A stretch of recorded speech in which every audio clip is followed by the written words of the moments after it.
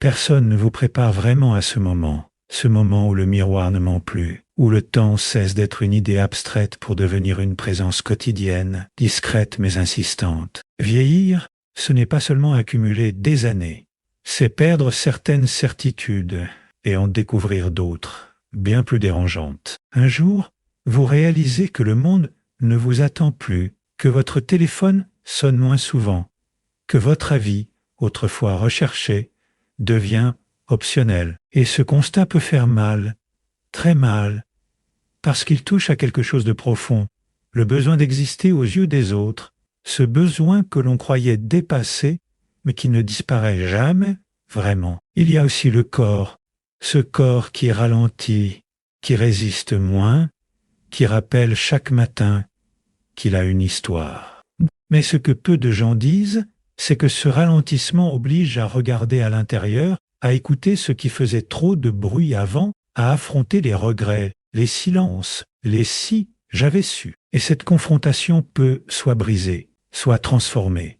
La vieillesse révèle tout, elle enlève les masques, elle expose les relations superficielles et met en lumière ce qui est essentiel. Elle oblige à redéfinir le bonheur, non plus comme une course, mais comme un état fragile, mais profond. Un état qui ne dépend plus de ce que l'on prouve, mais de ce que l'on accepte. Et c'est là que tout change, parce que derrière ces vérités cruelles se cache une question fondamentale. Que faire du temps qu'il reste quand on ne peut plus le gaspiller?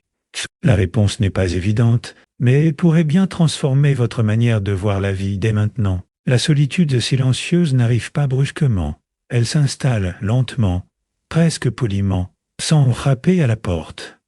Au début, elle ressemble à du calme, moins de bruit, moins d'obligations, moins de tension. On se dit que c'est reposant, on croit avoir enfin gagné le droit de souffler, mais avec le temps, ce silence change de texture. Il devient plus lourd, plus dense et surtout plus présent. Ce qui rend cette solitude si difficile à accepter, c'est qu'elle ne ressemble pas à l'image classique de l'isolement. On n'est pas forcément seul dans une pièce vide, on peut être entouré de gens, de familles, de visages familiers, et pourtant sentir que quelque chose manque. Ce manque n'est pas l'absence de présence, mais l'absence de lien profond, celui où l'on se sent attendu, nécessaire, désiré. Avec l'âge, beaucoup découvrent que ce lien se raréfie, non pas parce qu'ils valent moins, mais parce que le monde avance sans ralentir. Il y a un moment précis où l'on comprend que l'on n'est plus au centre des conversations, plus au centre des projets, plus au centre des urgences. Les autres ont leur rythme, leurs priorités, leurs combats, et sans méchanceté, ils passent. La solitude de la vieillesse n'est pas seulement sociale, elle est aussi intérieure. C'est la solitude de celui qui porte une vie entière de souvenirs que plus personne ne partage vraiment, des prénoms que personne ne connaît, des ne pressionnent plus. On réalise alors que vieillir, c'est devenir le gardien d'une mémoire que le monde n'a plus le temps d'écouter. Et pourtant, cette solitude n'est pas une punition, elle est un révélateur. Elle montre ce qui, toute une vie, était masqué par l'agitation. Quand les rôles tombent, quand les obligations disparaissent, il ne reste que soi. Et cette rencontre peut être violente. Beaucoup n'ont jamais appris à se tenir compagnie, à s'écouter sans se juger, à exister sans validation extérieure. La solitude devient alors un miroir impitoyable, mais c'est aussi dans ce silence que quelque chose d'essentiel peut émerger, une forme de lucidité rare. On commence à distinguer les relations qui nourrissent vraiment de celles qui ne faisaient que remplir l'espace. On comprend que la qualité d'un lien compte infiniment plus que sa quantité, qu'un seul regard sincère peut peser plus lourd que 100 conversations superficielles. La solitude apprend aussi l'humilité. Elle oblige à reconnaître ses limites, sa vulnérabilité, son besoin d'affection.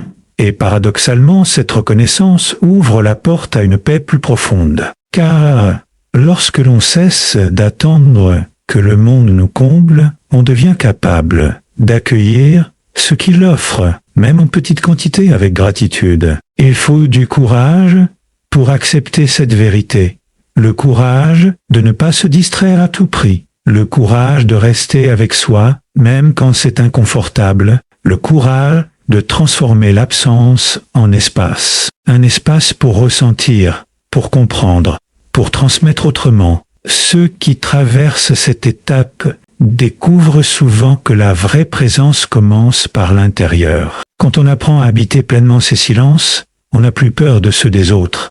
On ne mendie plus l'attention, on la reçoit quand elle vient, et on la laisse partir quand elle s'éloigne. Cette posture change tout, elle rend plus libre, plus digne. La solitude silencieuse de la vieillesse n'est donc pas seulement une perte, c'est une transition, un passage étroit qui force à ralentir, à regarder différemment, à aimer autrement. Elle dépouille, oui, mais elle peut aussi révéler une profondeur que peu de périodes de la vie permettent d'atteindre. Une profondeur où l'on cesse de courir après la reconnaissance pour commencer à toucher une forme de présence authentique, calme et étonnamment vivante, même lorsque le monde extérieur semble plus lointain, plus flou, plus silencieux encore. La perte progressive des repères et du rôle social ne se fait pas dans le bruit, elle se fait dans l'effacement, un effacement lent, presque invisible, comme une lumière qui baisse sans que l'on touche à l'interrupteur. Pendant longtemps, on se définit par ce que l'on fait, un métier, une fonction, une utilité claire, on sait pourquoi on se lève le matin, on sait où l'on est attendu. Puis un jour, tout cela se termine, pas forcément brutalement, parfois avec une fête, des remerciements, des sourires, et pourtant, une fois la porte refermée, une question reste suspendue. Maintenant, qui suis-je? Le rôle social donne une structure au temps. Il ordonne les journées, justifie la fatigue, donne un sens aux efforts, et quand il disparaît, le temps devient étrange. Il s'étire, les jours se ressemblent, le calendrier perd son autorité, et cette liberté apparente peut rapidement se transformer en désorientation. On croyait attendre ce moment, rêver de repos, mais le repos sans direction peut devenir un vertige. Ce qui est le plus déstabilisant, ce n'est pas seulement de ne plus être actif, c'est de ne plus être reconnu comme tel. Les conversations changent de ton, on ne vous demande plus votre avis avec la même urgence. On vous écoute par respect, parfois par politesse, mais rarement par nécessité. Et cette nuance est douloureuse. Elle donne l'impression de devenir optionnelle dans un monde qui valorise la vitesse, la performance, la nouveauté. Perdre son rôle social, c'est aussi perdre un langage commun. Les références évoluent, les codes changent, les technologies avancent, et l'on se retrouve parfois étranger dans un monde que l'on a pourtant contribué à construire. Ce décalage peut provoquer un sentiment d'inutilité, comme si l'expérience accumulée n'avait plus de place, comme si la sagesse n'était plus audible dans le brouhaha ambiant. Cette perte touche profondément l'identité, car toute une vie, on a répondu à la question Yobé. Tu fais quoi Yo? Avant même de répondre à Yobé. Tu es qui Yo? Quand le faire disparaît, l'être se retrouve nu, sans titre, sans badge, sans justification immédiate, et cette nudité identitaire est inconfortable, elle oblige à se regarder autrement, sans les protections habituelles. Beaucoup tentent alors de s'accrocher à des habitudes, à des souvenirs, à une image passée d'eux-mêmes, mais plus on s'accroche, plus la souffrance augmente, car le rôle social n'est pas éternel, il est prêté, jamais possédé. L'accepter demande une maturité intérieure rare, celle de comprendre que la valeur d'un être humain ne se mesure pas uniquement à son utilité visible. Il y a dans cette étape une invitation silencieuse, celle de redéfinir le sens, non plus à travers ce que l'on produit, mais à travers ce que l'on transmet, non plus dans l'agitation, mais dans la présence. Cela peut sembler abstrait au début, mais peu à peu, quelque chose se réorganise.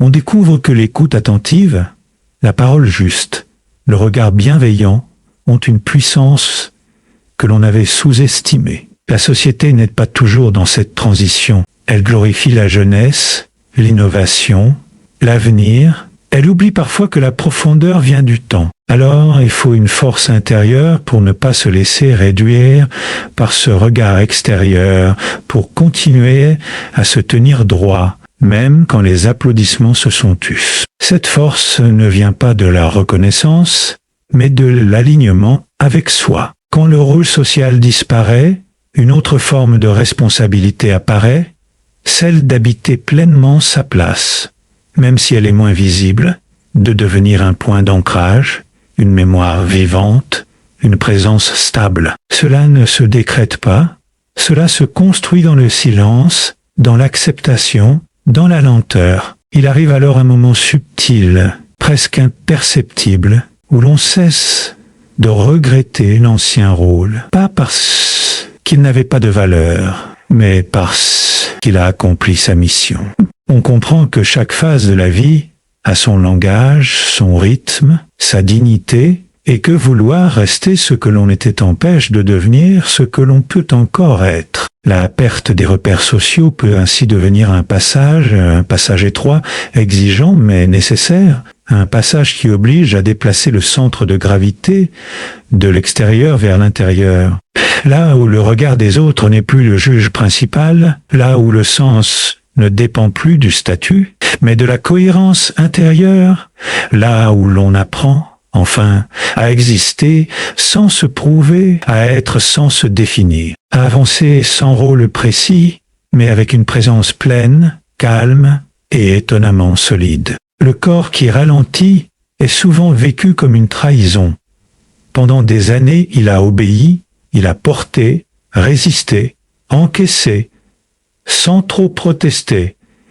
Et puis un jour, il commence à dire non. Non à certaines vitesses, non à certains excès, non à l'illusion de l'invincibilité. Ce refus n'est pas brutal mais constant. Une fatigue qui arrive plus tôt, une douleur qui s'installe plus longtemps, un geste simple qui demande désormais de l'attention.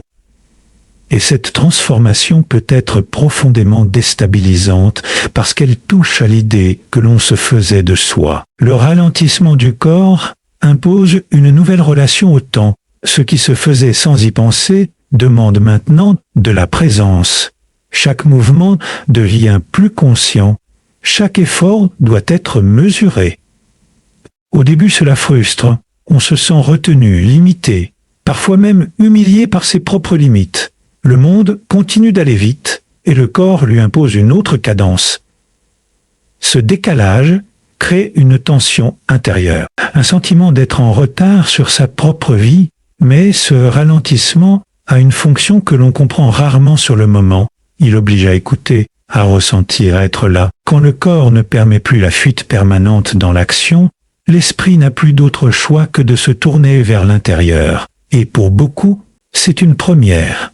Toute une vie, on a évité ce face-à-face. On a rempli les journées pour ne pas entendre certaines questions. Le corps, en ralentissant, ferme ses échappatoires. Ce qui étonne, alors, c'est que l'esprit, lui, peut s'éveiller. Non pas dans une agitation intellectuelle, mais dans une clarté nouvelle. Quand l'action diminue, l'observation augmente. On commence à voir des détails que l'on ignorait, à comprendre des mécanismes intérieurs longtemps négligés. Les émotions deviennent plus lisibles, les pensées moins confuses. Il ne s'agit pas d'une intelligence plus rapide, mais d'une intelligence plus profonde. Le corps enseigne la patience, il impose des pauses, et dans ces pauses, quelque chose se décante. On réalise que beaucoup de souffrances venaient de la précipitation, de la lutte contre le rythme naturel. En acceptant de ralentir, on cesse de se battre contre soi-même. Cette réconciliation ne se fait pas sans résistance.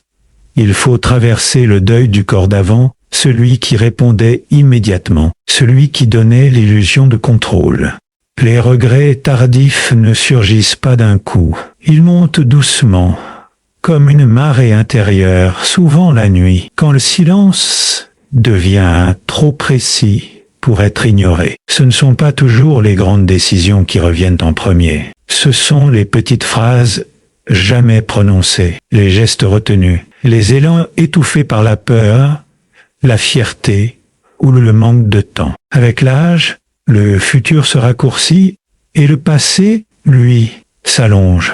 Il devient plus présent, plus insistant. Il y a des mots que l'on pensait dire plus tard, quand la situation sera plus claire, quand l'autre sera plus disponible. Et puis le temps passe. Les circonstances changent. Les gens s'éloignent, parfois disparaissent.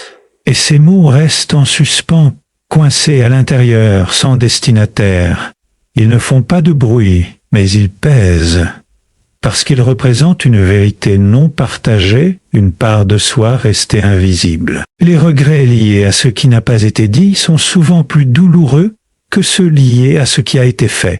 Une erreur peut être expliquée, parfois réparée. Un mot non prononcé, lui, reste figé dans l'imaginaire. On le rejoue mentalement, encore et encore, en se demandant comment les choses auraient pu être différentes. Et cette question n'a pas de réponse définitive. Elle ouvre un espace d'incertitude qui peut devenir lourd à porter. Avec l'âge, on comprend que le silence n'est pas toujours neutre. Il peut protéger, mais il peut aussi priver. On a souvent gardé le silence pour éviter un conflit, une rupture, un inconfort. Sur le moment, cela semblait raisonnable.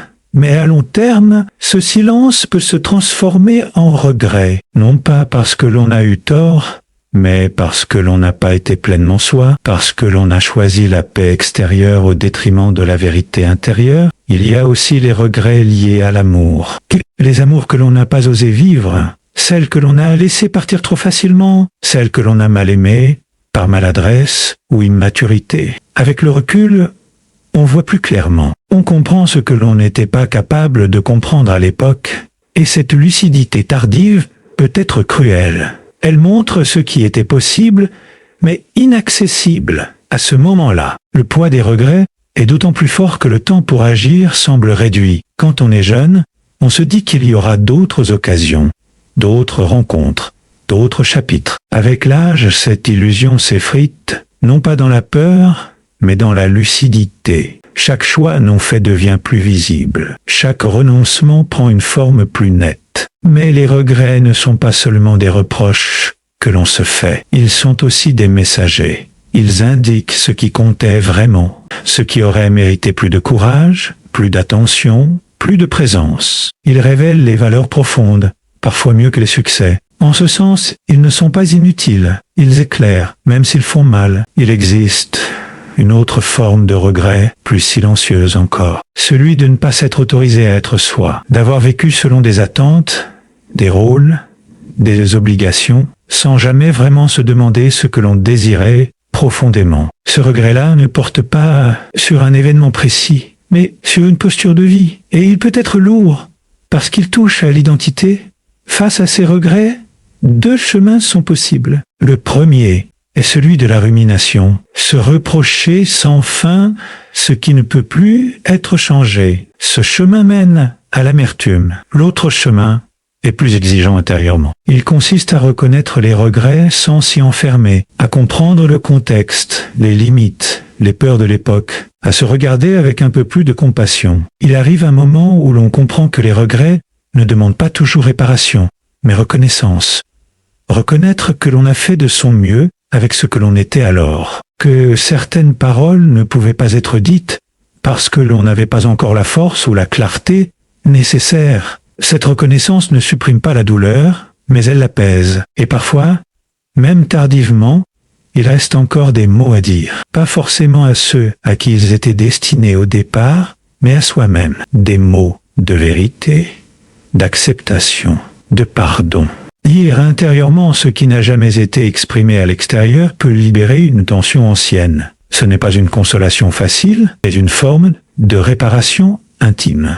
Les regrets tardifs rappellent une chose essentielle. La vie ne se mesure pas seulement à ce que l'on accomplit, mais à ce que l'on ose exprimer. Ils invitent à une honnêteté plus profonde, même quand il est trop tard pour changer les faits. Cette honnêteté devient alors une manière différente d'habiter le présent, avec plus de justesse, plus de sincérité, en laissant enfin circuler ce qui était resté enfermé trop longtemps à l'intérieur. Ce deuil est essentiel car tant que l'on compare le présent au passé, on reste prisonnier. Le corps d'aujourd'hui n'est pas une version dégradée.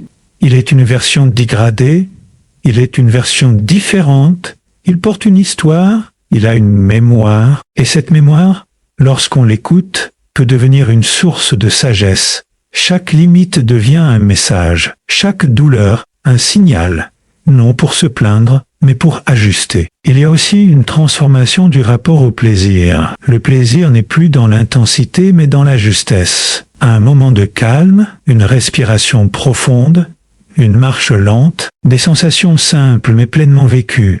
Le corps moins performant devient plus sensible, et cette sensibilité ouvre une porte vers une forme de gratitude que la jeunesse ignore souvent. L'esprit, libéré de l'urgence, commence à explorer d'autres territoires.